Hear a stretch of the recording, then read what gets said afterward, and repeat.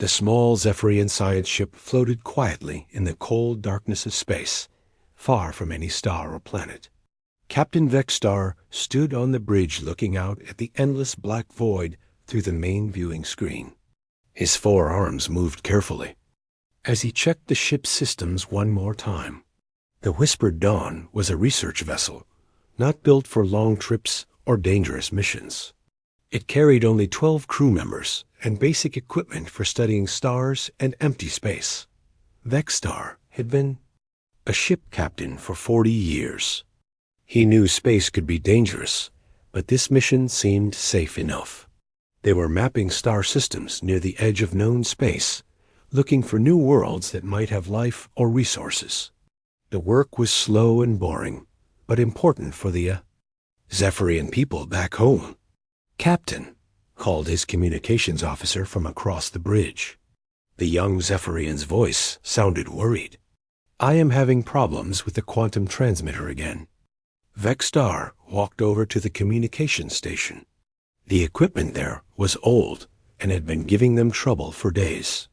Lights blinked red and yellow across the control panel, and strange sounds came from inside the machine. "What is wrong with it now?" Vexstar asked. "Sir, the transmitter keeps sending signals on many different frequencies at once.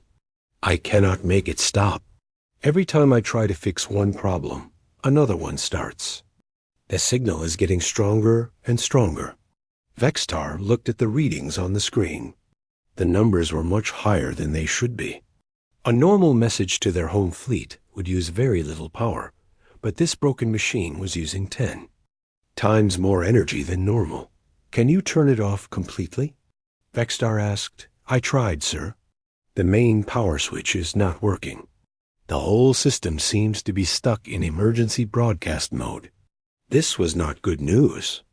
Emergency broadcast mode was designed to send powerful distress signals across great distances when a ship was in serious danger.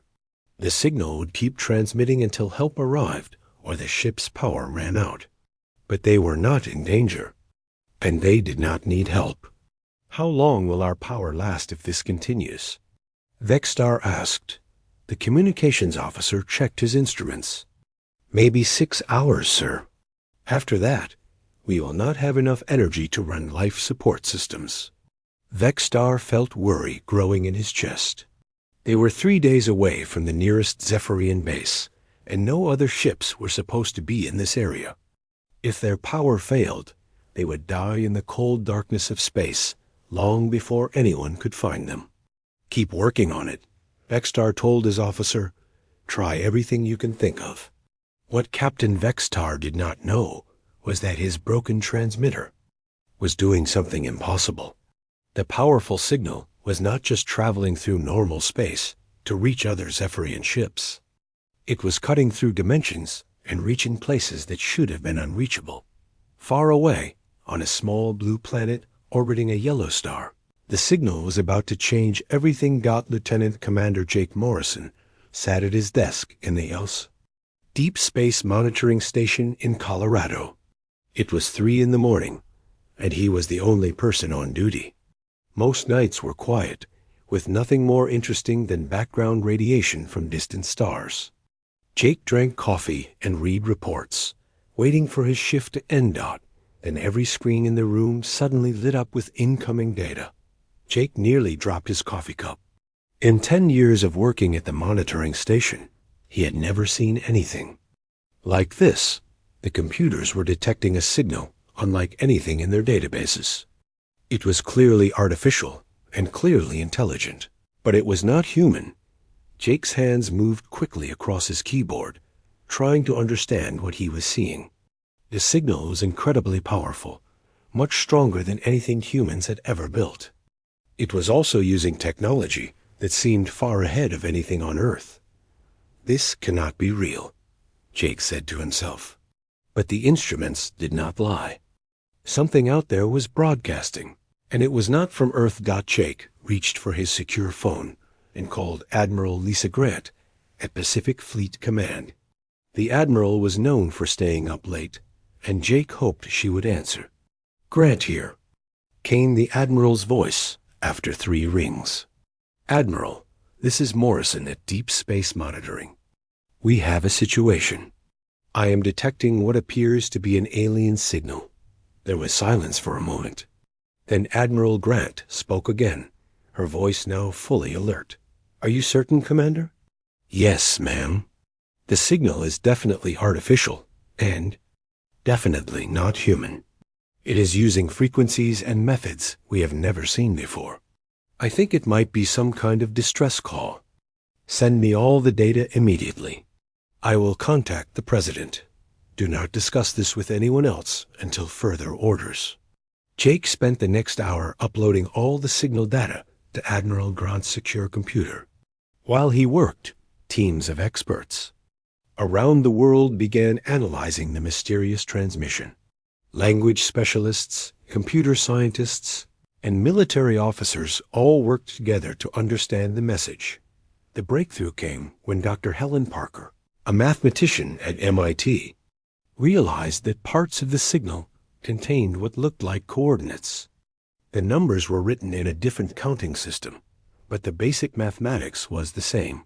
Once they figured out the coordinates, other parts of the message became clear. The signal was definitely a distress call. It contained information about a ship, its location, and a request for help. But the coordinates pointed to a star system that was 27 light years away from Earth. President Williams was woken up at 4 a.m. to hear the news. In his secure office beneath the White House, he listened as Admiral Grant explained what they had discovered. So you are telling me that aliens exist? They are in trouble, and they are asking for help? The President said. That appears to be correct, sir. The signal is definitely from an intelligent, non-human source. Based on our analysis, they seem to be stranded in the Kepler 442 system. The President was quiet for a long moment. This was the moment every world leader had wondered about, but hoped would never come. First contact with alien life. But instead of aliens coming to Earth, Earth had received a cry for help from across the galaxy. What do we know about their technology level? The President asked. Hard to say for certain, sir. But the fact that they can send signals across interstellar distances suggests they are at least as advanced as we are, possibly much more so. And they are asking for help? Yes, sir. Which means they are in serious trouble. The President made a decision that would change human history forever. Admiral, I want you to prepare a response fleet. If someone is asking for help, we should try to help them. Sir, are you sure that is wise?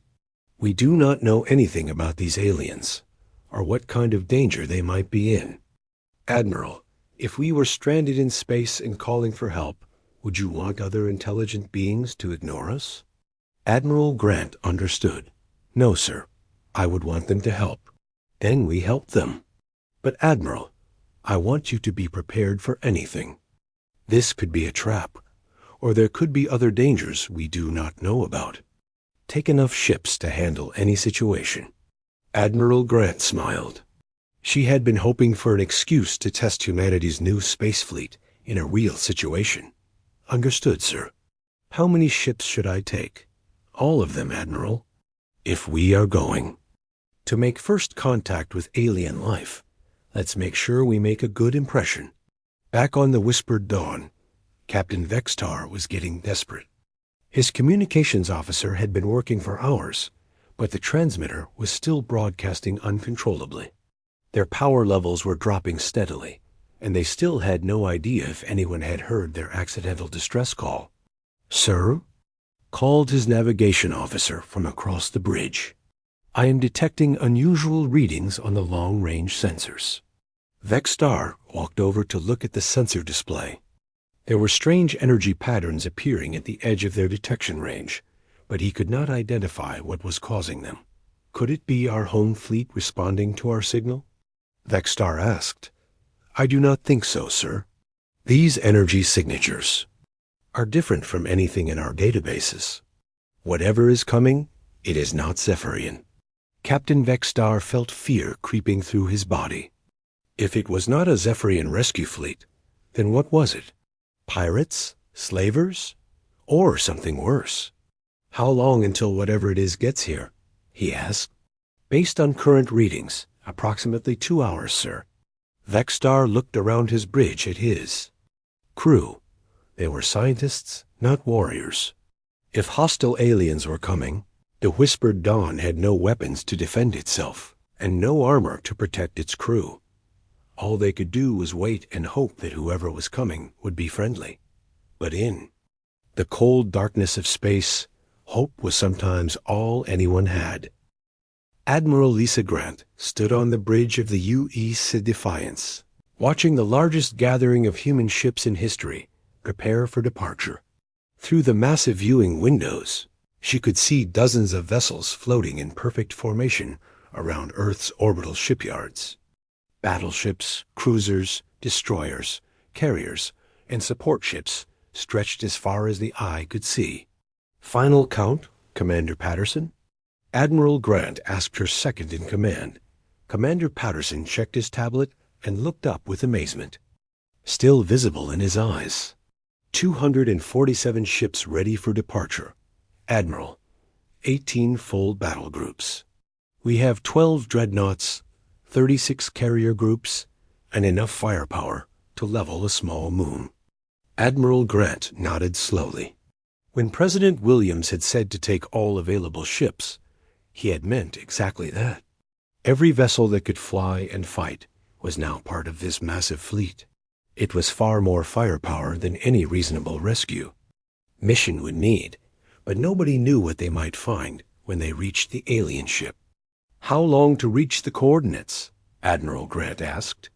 36 hours at maximum hyperspace speed, Admiral.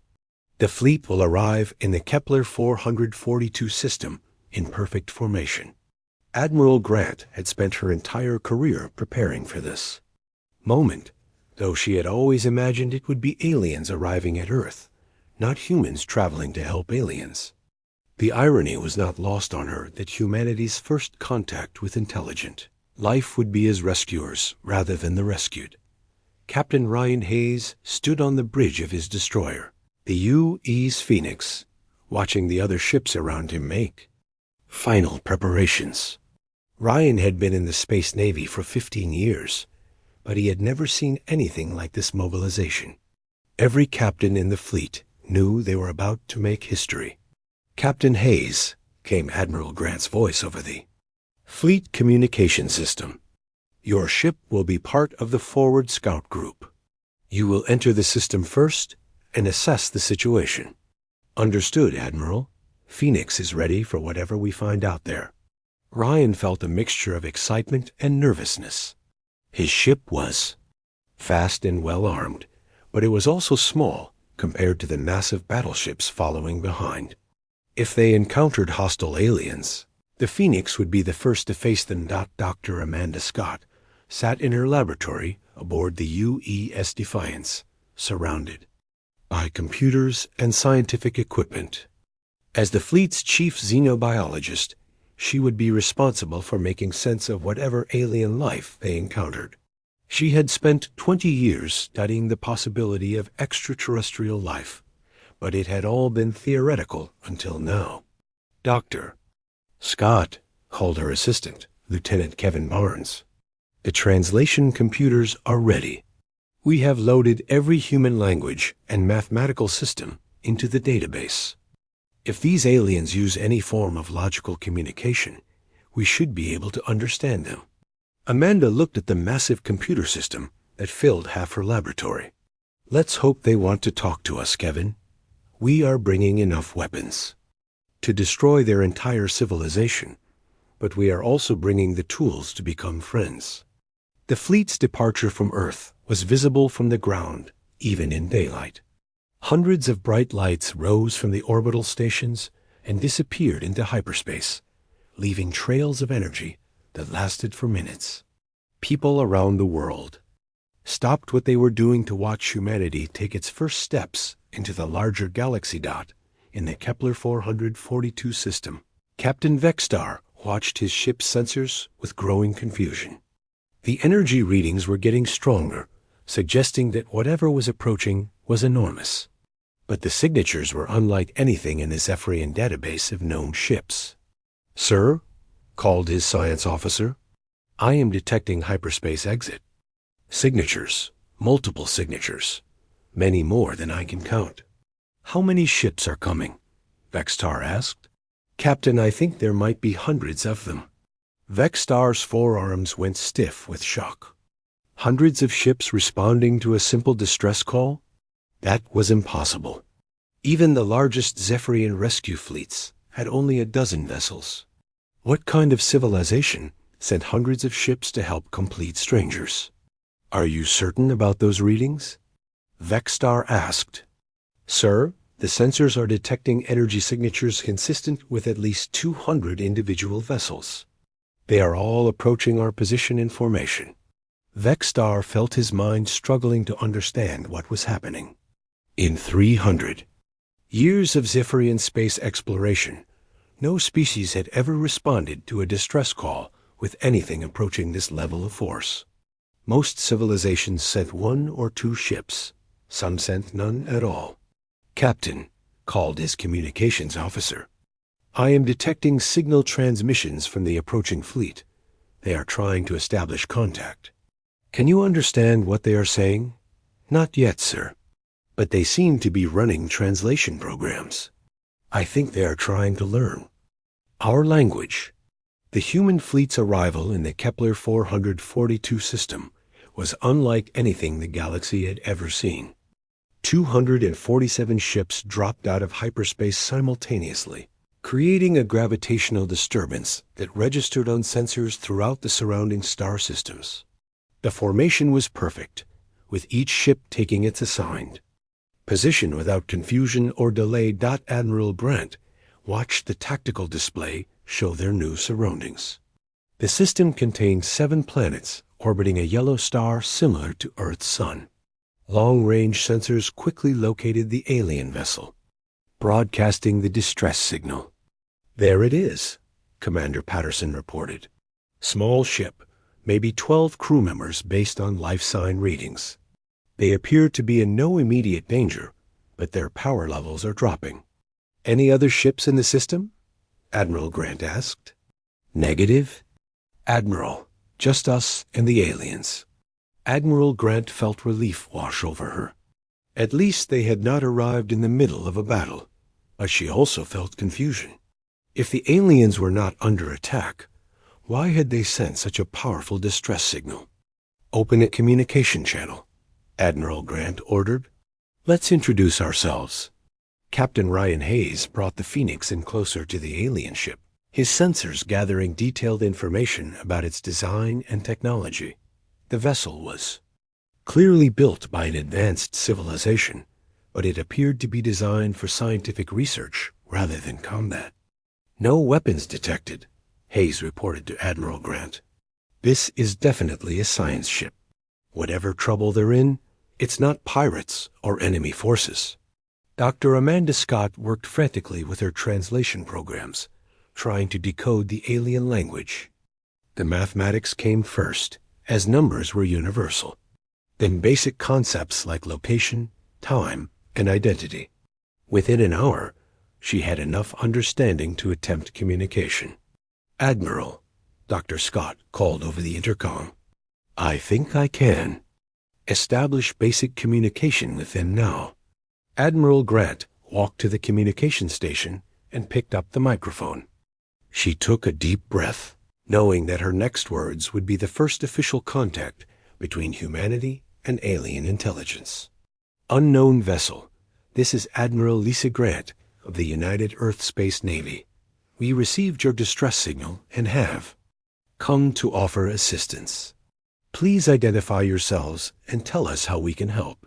On the whispered dawn, Captain Vextar heard the translated message and felt his legs go weak. These creatures called themselves humans, and they had come from something called Earth. But more importantly, they had understood his ship's distress call and traveled across the galaxy to help complete strangers. "Honored Admiral Grant," Vextar replied, his voice shaking with emotion.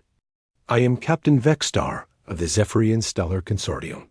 We are peaceful researchers. Our communication system malfunctioned and sent an accidental distress signal. We did not expect anyone to respond, and certainly not with such a magnificent fleet. Admiral Grant felt surprise at the alien captain's response. The distress call had been accidental, and he seemed amazed by the size of the human response fleet. Captain Vexstar, we are pleased to make contact with your people. How can we assist you with your technical problems? Before Vexstar could answer, alarms began sounding throughout the whispered dawn. His sensor officer looked up from his instruments with terror in his eyes. Captain, I am detecting new hyperspace signatures approaching the system. 36. Ships, all heavily armed. They match the database signatures for Void Reaper vessels. Vexstar felt ice-cold fear flow through his body. The Void Reapers were the most feared pirates in known space. They enslaved entire populations and destroyed anyone who resisted them. His science ship had no chance against even one Reaper vessel, let alone 30-6. Admiral Grant heard the panic in the alien captain's voice as he explained what was approaching. Her tactical officers quickly confirmed the new arrivals on human sensors. Admiral, Commander Patterson reported, 36 vessels dropping out of hyperspace. Energy signatures suggest heavy weapons and military-grade armor. They are taking aggressive formation toward the alien science ship. Admiral Grant looked at the tactical display and made a decision that would echo throughout galactic history. The humans had come here to help, and she was not about to let pirates attack innocent scientists on her watch. All ships, battle stations. Admiral Grant announced to the entire fleet. Unknown hostile vessels are approaching our operational area. We will protect the Zephyrian vessel at all costs. This is what we came here to do. The 36 Void Reaper ships emerged from hyperspace like dark angels of death, their black hulls bristling with weapon systems that had conquered dozens of star systems. Each vessel was a fortress of destruction, built for one purpose: to take what they wanted by force and destroy anyone who stood in their way. Scart H. the Butcher stood on the bridge of his flagship, the Bloodfang, and smiled with anticipation. His 4 eyes glowed red in the dim light as he studied the sensor readings of what should have been easy target.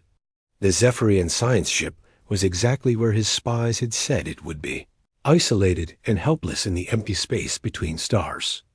Prepare boarding parties, Scarth growled to his crew. Those Zephyrian scientists will bring good prices in the slave markets. Their knowledge of stellar cartography is valuable to many buyers. Scarth had built his reputation on brutality and efficiency. In 40 years of piracy, he had never failed to capture his prey. His ships were crewed by the most vicious warriors from a dozen different species, all united by their love of violence and profit. But as his sensors finished their scan of the area, Scarth's smile disappeared. The readings showed not just one small science ship, but hundreds of vessels arranged in perfect defensive formation around the Zephyrian vessel. The energy signatures were unlike anything in his databases. What are those ships? Scarth demanded. From his sensor operator, unknown, Commander. The design does not match any known species, but the energy readings suggest they are all heavily armed military vessels. Scart H felt confusion replacing his confidence. In all his years of piracy, he had never encountered a species willing to defend complete strangers with such overwhelming force. Most civilizations barely protected their own ships, let alone those of other species. How many ships are there? Scarth asked. 247 confirmed vessels, Commander. 12 appear to be Dreadnought-class battleships. The others include heavy cruisers, destroyers, and carrier groups. Scarth's blood went cold. Even his powerful fleet had never faced odds of 7-1 against unknown opponents. But retreat was not an option. His reputation was built on never backing down from a fight, and his crew would not follow a leader who showed weakness. On the U.S. Defiance, Admiral Grant watched the pirate fleet take aggressive positions and felt her jaw tighten with anger. She had spent 30 years in the Space Navy protecting innocent people from exactly this kind of threat. The fact that these pirates were aliens did not make their intentions any less clear. "Admiral," Commander Patterson reported, "the hostile vessels are broadcasting on multiple frequencies. Our translation computers are working on their language." Within minutes, Dr. Amanda Scott had decoded enough of the pirate language to understand their demands. She looked up from her computer with disgust visible on her face. "Admiral, they are calling themselves Void Reapers. They are demanding that we withdraw immediately and leave the Zephyrian ship to them.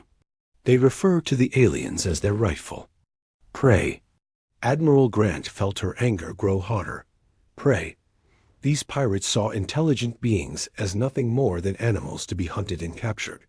It was exactly the kind of evil that humanity had spent centuries fighting against on Earth. "Open a channel to the pirate fleet," Admiral Grant ordered. The main screen flickered to life, showing the terrifying image of Scart H. the Butcher. His scarred face and glowing red eyes would have frightened most species into immediate surrender. But Admiral Grant had faced worse monsters in her career, and she was not impressed. "Human vessels," Scarth's voice came through the translator, filled with menace and authority. "I am Scart H. the Butcher, commander of the Void Reaper fleet. You are interfering with our lawful claim to these aliens. Withdraw immediately or be destroyed." Admiral Grant looked directly into the alien pirate's eyes and spoke with calm authority. "This is Admiral Lisa Grant of the United Earth Space Navy. The Zephyrian vessel is under our protection. You have 30 seconds to withdraw from this system before we consider you a hostile threat to innocent civilians." Scarth laughed, a sound like grinding metal that made his bridge crew flinch. "You dare threaten the Void Reapers? We have conquered entire star systems. We have enslaved millions. What makes you think your unknown species can stand against us?" "You have 20 seconds," Admiral Grant replied without emotion. Captain Ryan Hayes watched the countdown timer on his tactical display and felt his pulse quicken. The Phoenix was positioned at the front of the human formation, directly between the pirates and the Zephyrian science ship. If fighting broke out, his destroyer would be among the first to engage. "All weapons charged and ready, Captain," reported his tactical officer, Lieutenant Sam Wilson. "Torpedo tubes loaded with our newest plasma warheads." Ryan nodded and opened a channel to his crew. "All hands, this is the captain. We are about to engage hostile forces in defense of innocent aliens. Remember your training, trust your shipmates, and show these pirates why nobody threatens our friends." On the whispered dawn, Captain Vextar and his crew watched in amazement as the human fleet prepared for battle. The coordination was unlike anything they had ever seen. Each ship moved to its assigned position with perfect precision, creating overlapping fields of fire that would catch the pirates in a deadly crossfire. "Sir," whispered his science officer, "these humans fight like a single organism. Look how they position their ships. Every angle is covered, every weakness protected." Vextar nodded in wonder. "In 3 centuries of Zephyrian history, we have never seen tactical coordination like this. These humans must have been fighting wars for thousands of years to develop such skill." The countdown timer reached 0, and Admiral Grant's voice echoed across the communication channels. "Time's up. All ships, weapons free. Protect the Zephyrian vessel at all costs." What happened next shocked both the pirates and the Zephyrians. Instead of the chaotic individual combat that characterized most galactic warfare, the humans attacked as a unified force. 247 ships fired their weapons in perfect synchronization, creating a wall of energy that tore through space toward the pirate fleet. Scarth watched in horror as his sensors detected the incoming mirage. The humans had not fired randomly or aimed at individual targets. Instead, they had calculated the exact trajectory needed to hit every pirate ship simultaneously, accounting for movement, distance, and defensive capabilities. Evasive maneuvers. Scarth screamed, but it was too late. The human attack hit the Void Reaper fleet like a hammer blow. Ships that had terrorized the galaxy for decades were suddenly crippled or destroyed in the opening seconds of combat. The pirates' black holes cracked under the assault, atmosphere venting into space as their crews scrambled to repair critical systems. Captain Danny Rodriguez of the heavy cruiser Hughes Thunderbolt watched his tactical display with satisfaction as his ship's missiles found their targets. Direct hits on 3 enemy vessels. Their weapon systems are disabled, but the pirates were not finished. The surviving Reaper ships spread out and began firing back with everything they had. Energy beams and missile salvos filled the space. Between the two fleets, as the battle truly began, Commander Sarah Phillips launched her fighter squadron from the carrier, Hughes Victory, leading 24 small but deadly craft toward the enemy formation. Phoenix Squadron, target their engine systems.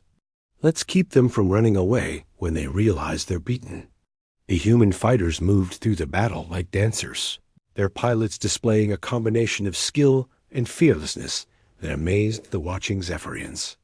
They wove between massive capital ships, dodging enemy fire while delivering precise strikes against critical systems. Dr. Amanda Scott monitored the battle from her laboratory, but her attention was focused on the Zephyrian ship. Admiral, I'm detecting emotional stress signals from the alien vessel. They seem to be in shock at our combat capabilities. Admiral Grant understood. Most species in the galaxy probably fought as individuals or small groups. The sight of hundreds of ships working together as a single weapon would be terrifying even to allies. Open a channel to Captain Vexstar, Admiral Grant ordered. The Zephyrian captain's image appeared on the screen, his 4 eyes wide with amazement. Admiral Grant, your species fights with incredible coordination.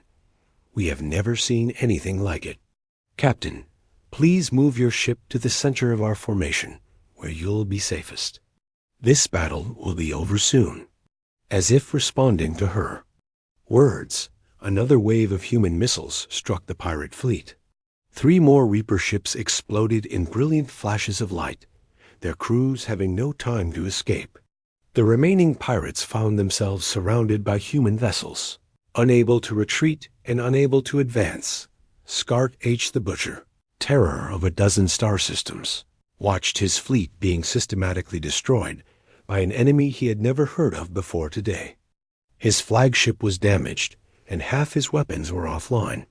For the first time in his career, he was facing complete defeat. Commander, called his tactical officer, we have lost 18 ships. The remaining vessels are all damaged. We are outnumbered and outgunned. Scarth looked at the tactical display and realized the horrible truth. These humans had not just defeated his fleet, they had made it look easy. The battle raged across the cold emptiness of space as human ships continued their relentless assault on the Void Reaper fleet. What had begun as a confident pirate attack had become a desperate fight for survival as Scarth's forces found themselves outmatched in every way that mattered. Admiral Grant stood calmly on the bridge of the UESA Defiance, watching the tactical display show the systematic destruction of the pirate fleet. Her ships moved with perfect coordination, each captain knowing exactly where to be and when to fire. This was what humanity had trained for during decades of preparation, and the training was paying off. Status report, Admiral Grant requested. Commander. Patterson checked his screens and looked up with amazement still visible in his eyes. 18 enemy vessels destroyed, Admiral. 12 more are heavily damaged and unable to fight effectively. We have taken minimal damage to our own ships. Admiral Grant nodded with satisfaction. The human fleet had been designed to fight against unknown enemies with unknown capabilities, and they were proving that the design worked perfectly. Captain Ryan Hayes guided the Hughes Phoenix through the battle, his destroyer dancing between larger ships as it hunted for targets. His crew worked with smooth efficiency, each person knowing their job and doing it without hesitation. "Captain," called Lieutenant Sam Wilson from the weapons station. "Enemy cruiser attempting to target the Zephyrian science ship. Not today." Ryan replied grimly. "All forward batteries, focus fire on that cruiser. Take out their weapons before they can threaten our new friends." The Phoenix's guns spoke in unison, sending streams of energy across space to strike the pirate vessel.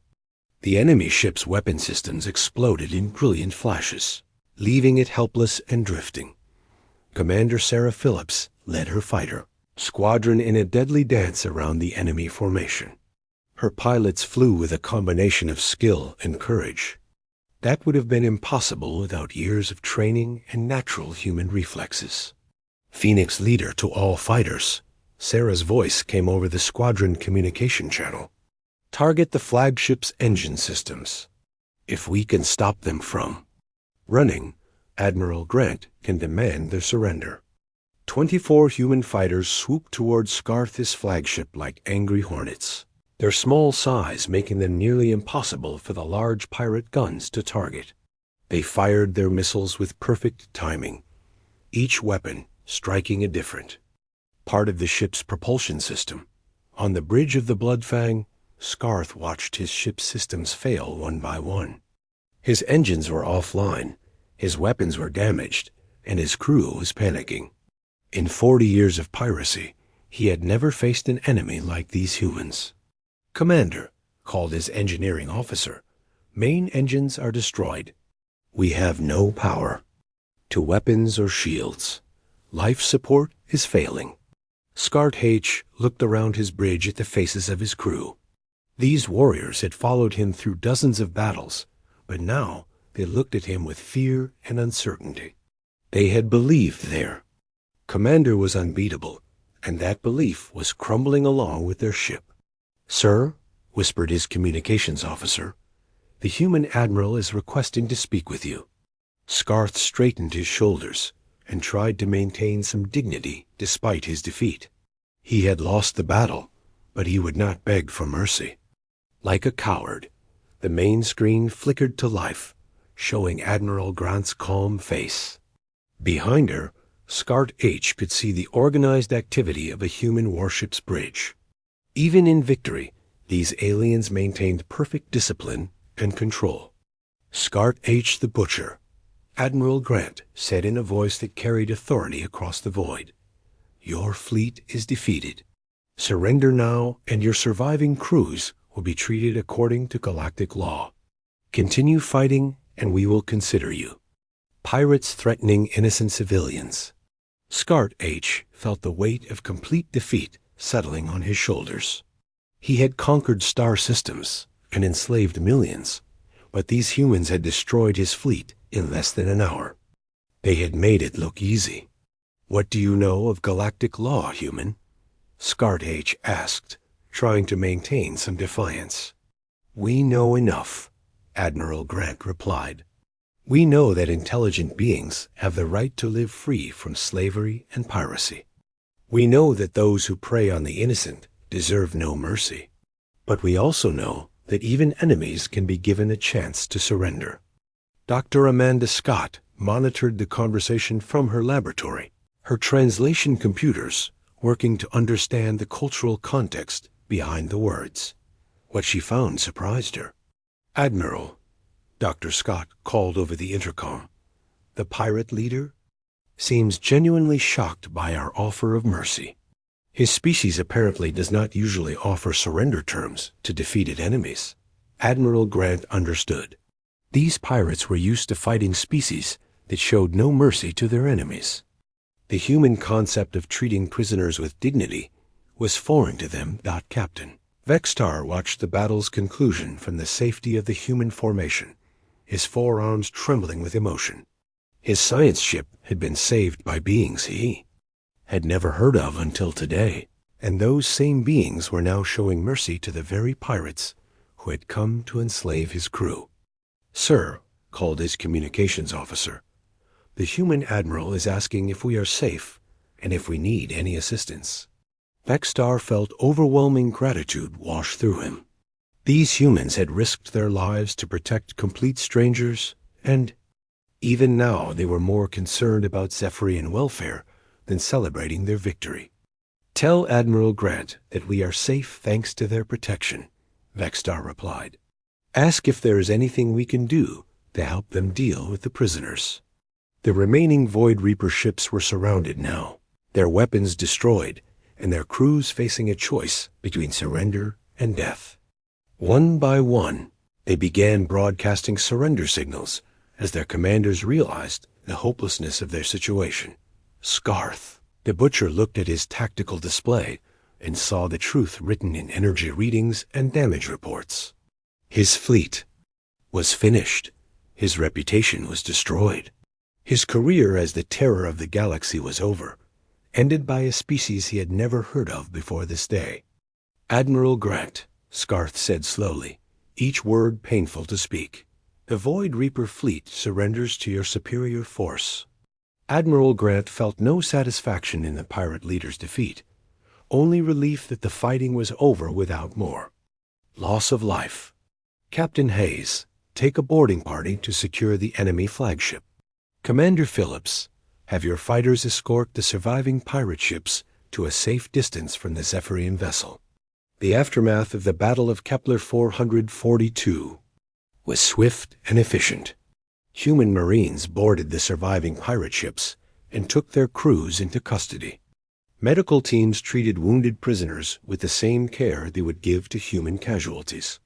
Engineering teams made emergency repairs to prevent the captured ships from exploding or losing life support. Dr. Amanda Scott worked with Zephyrian scientists to establish better communication protocols between their species. What she learned amazed her more than the battle itself. "Admiral," Dr. Scott reported, "Captain Vexstar tells me that in 300 years of Zephyrian space exploration, they have never encountered a species that would risk their own lives to protect complete strangers. Most civilizations in this part of the galaxy apparently follow a policy of non-interference." Admiral Grant thought about this information. If most species avoided helping others, then humanity's response to the distress call was probably unique in galactic history. "What about the Void Reapers?" Admiral Grant asked. "How long have they been terrorizing this region?" According to the Zephyrians, the Void Reapers have been active for over 2 centuries. They have enslaved dozens of worlds and destroyed anyone who tried to resist them. No single species has ever been able to defeat them in open combat. Admiral Grant looked out at the drifting wreckage of pirate ships and felt a moment of pride in what humanity had accomplished. They had not only made first contact with alien life, but they had also eliminated a threat that had terrorized the galaxy for centuries. Captain Ryan Hayes led a team of Marines aboard Scarth's flagship to formally accept the pirate leaders. Surrender. What he found surprised him. The prisoners were not defiant or angry, but stunned and confused. "Captain Hayes," Scarth said as the human officer approached his command chair, "in 40 years of warfare, I have never seen coordination like your fleet displayed today. How do you make so many ships fight as one?" Ryan considered the question carefully. "We train together, we trust each other, and we fight for something bigger than ourselves.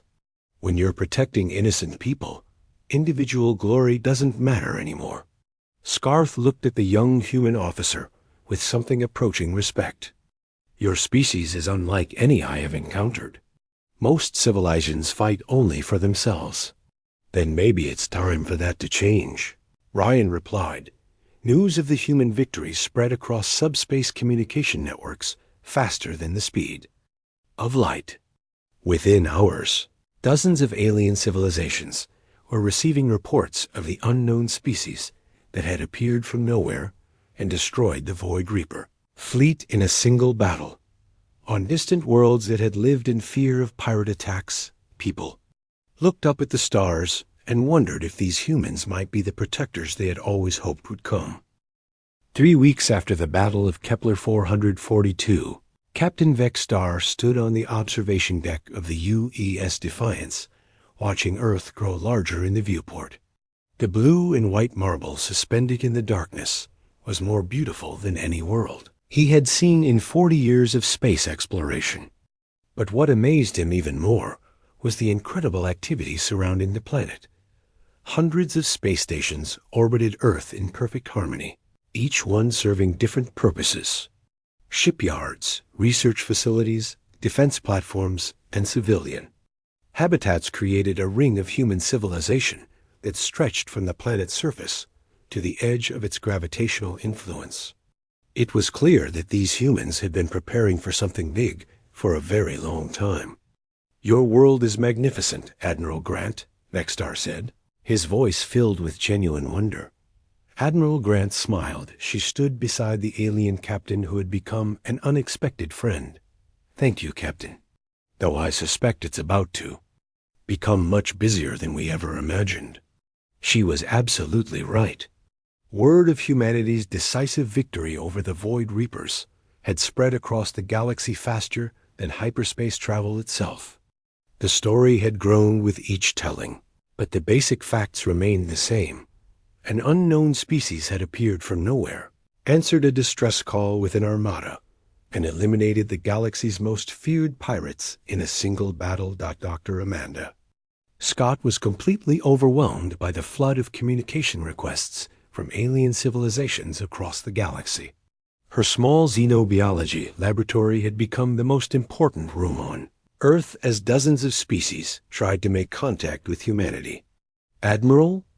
Dr. Scott called from her workstation, surrounded by screens showing messages in languages she was still learning to translate. "We're receiving diplomatic overtures from 47 different species. The Altarian Republic wants to discuss a mutual defense treaty.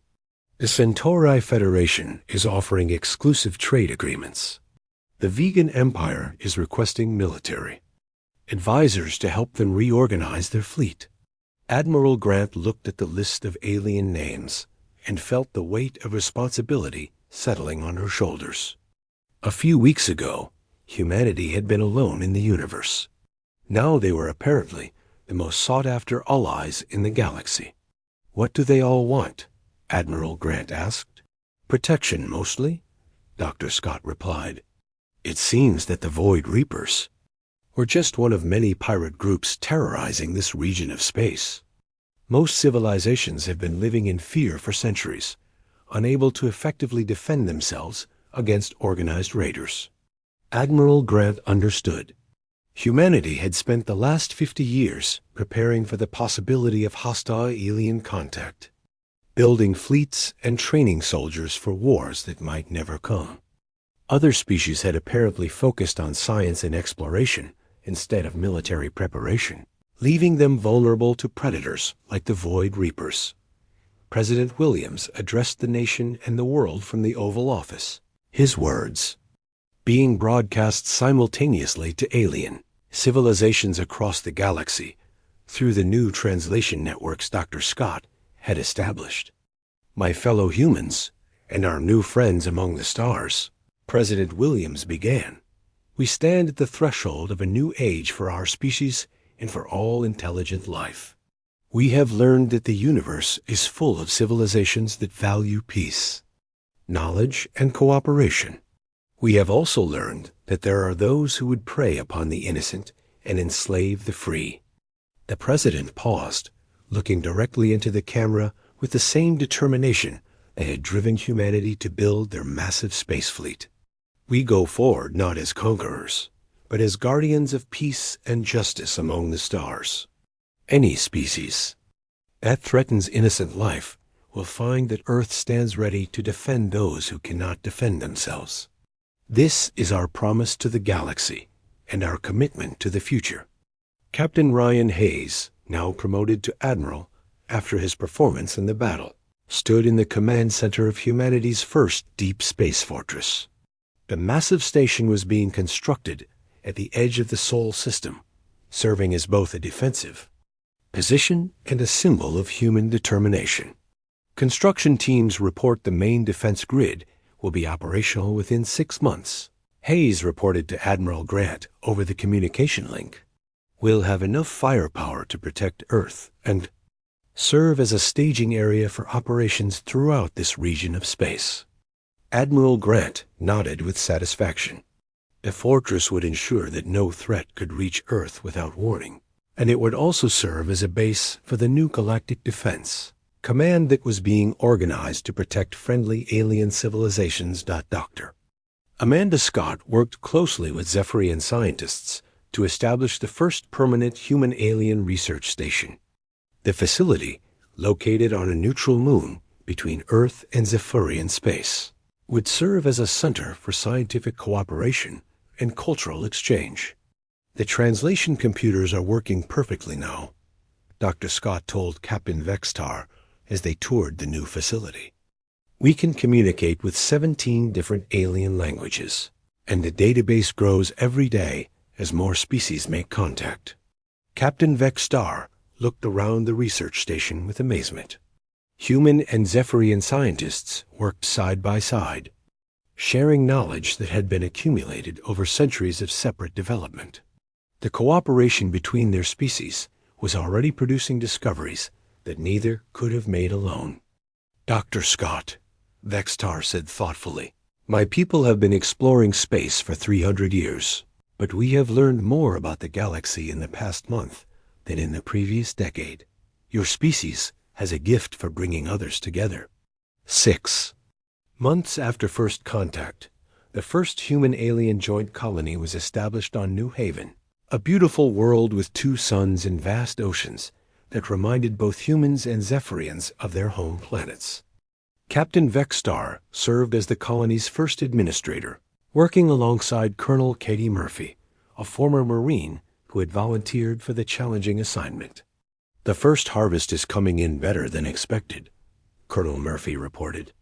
To Earth Command, human and Zephyrian agricultural techniques complement each other perfectly.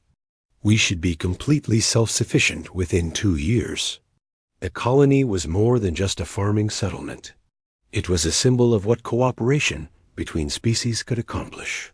Human engineering combined with Zephyrian science had created a community that was more advanced and efficient than anything either species could have built alone. But perhaps the most significant change was in how the galaxy viewed Earth and humanity. Where once there had been an empty system on star charts, now there was a growing symbol of hope that stretched across the known universe. The Altarian Republic, which had been fighting a losing war against raiders for 50 years, signed a mutual defense treaty with Earth. Within weeks, human advisors had reorganized their fleet and eliminated the pirate threat that had plagued their space lanes. The Centauri Federation opened trade routes with Earth, exchanging advanced medical technology for human military expertise. Diseases that had killed millions of Federation citizens were cured using human techniques, while Earth gained access to treatments that extended human lifespan by decades. The vegan empire, once proud and isolated, swallowed their pride and requested human help in dealing with the slave rebellion that had been sparked by news of the Void Reaper defeat. Human negotiators helped establish peace between the former slaves and their masters, creating the first truly free society in vegan history. Species that had cowered before pirate fleets and slavers for centuries began to whisper about the humans, who had answered a distress call with an armada. Children on dozens of worlds learned stories about the brave warriors from Earth who protected those who could not protect themselves. Scart H. the Butcher, once the terror of 12 star systems, now sat in a comfortable prison cell on Earth, writing his memoirs with the help of human historians. His story of the battle had become required reading at military academies across the galaxy, not as a tale of defeat, but as an example of what proper coordination and determination could accomplish. The humans did not just defeat us, Scarth wrote in his final chapter, "They showed us that there was a better way to live among the stars. They proved that strength should be used to protect the weak, not exploit them." Captain Vexstar often returned to the place where it all began, the empty space where his ship's broken transmitter had accidentally called for help. The Whispered Dawn had been repaired and upgraded with human technology, making it one of the most advanced research vessels in the galaxy. Sometimes I wonder what would have happened if our transmitter had not broken that day. Vexstar mused to his crew during one of these visits. His science officer, now a close friend of several human researchers, smiled with his species' equivalent of amusement. "Perhaps it was not really an accident, Captain. Perhaps the universe knew it was time for someone to answer when the innocent called for help. The accidental signal that started everything was still preserved in both Zephyrian and human archives, a testament to the moment when a simple cry for help changed the galaxy forever. The Zephyrians had meant to call their own people for assistance. Instead, they had awakened sleeping giants who chose to be guardians rather than conquerors. In the deep reaches of space, where predators had once hunted with impunity, a new message echoed across the void through word and deed.